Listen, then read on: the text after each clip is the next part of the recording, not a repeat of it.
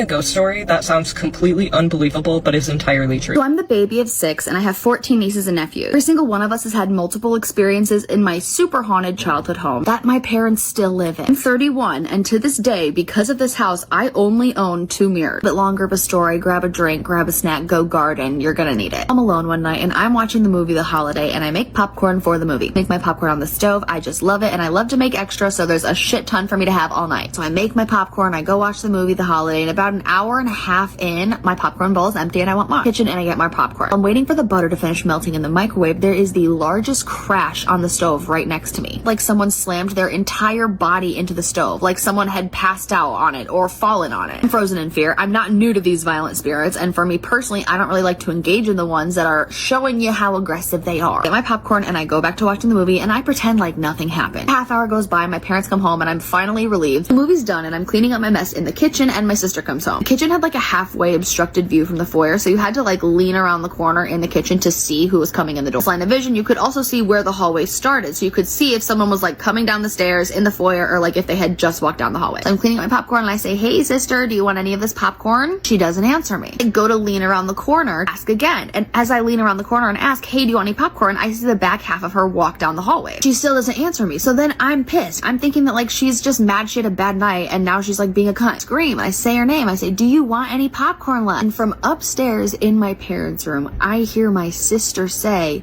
"I'm not even downstairs yet. Give me a second." I'm standing frozen in fear. I know what I saw. My sister has red hair. She had this olive green jacket that she always wore and her blue denim. Like, it's kind of hard to miss against a beige wall background. I'm basically standing there until my sister comes downstairs because in my brain, I'm like, I do not want to see what the fuck just actually walked down the hallway. I'm good. And I hear my sister coming downstairs and she rounds the corner and she's looking at me like I'm crazy. To her and I said, "I just saw you walk down the hallway." She said, "No, you didn't. I was upstairs talking with mom and dad." I said, "No, I literally just saw the back half of you walk down the fucking hallway. I thought you were ignoring me." My sister said, "No, I was just talking to mom and dad. I don't know what you saw, but it wasn't me." I'm freaked out and I decide I'm gonna watch a little bit of SpongeBob before I go to bed, and I sit back down on the couch. The way the couches were facing in my family room at the time is you could technically see in your peripheral vision down the creepy hallway that the non-sister thing walked down. I was just too freaked out, I literally couldn't go to bed, so I was gonna just take my chances with being able to see down the hallway and watch SpongeBob. 5 minutes into this show being on, I start to see something in my peripheral vision peek around the corner from the laundry room. No, to not look, to not acknowledge what's happening, because sometimes that just helps it go away. This was not one of those times. At the end of the hallway, we've got a cluster of like 4 doors. One's the laundry room, one's the playroom, one's my room, one's my sister's room. Every single one of those doors was open except my sister's room because she had gone to bed. For like 10 minutes, the thing that was peeking around the corner from the laundry room decided just to go from room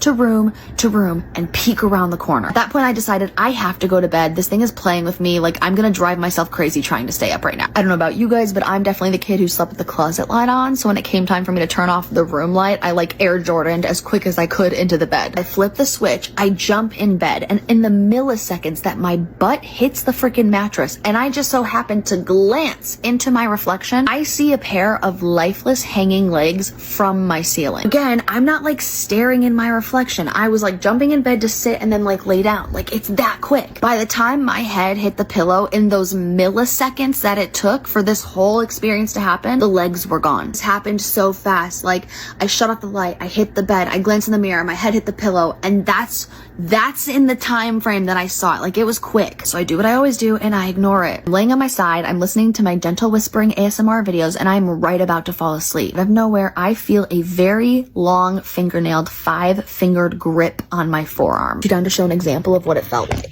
Like that. Like 5, 4, 3, 2, 1. 5, 4, 3, 2, 1. I could feel the strength. I could feel the grip of the nails, and it felt like my arm was on fire. Besides being pushed down the stairs, that is one of the most violent things that has ever happened to me from some type of energy spiritual realm. Shit you not, almost every single day after that happened that night, every time I looked in a mirror in that house, I saw some fucked up shit. It's to the point where I do not fuck with mirrors as an adult.